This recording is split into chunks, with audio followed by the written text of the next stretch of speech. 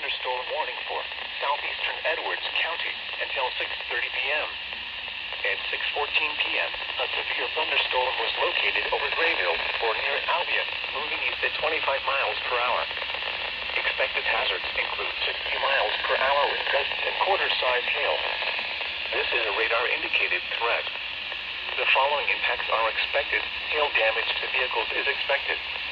Expect wind damage to roofs, siding, and trees. Locations impacted include Grayville,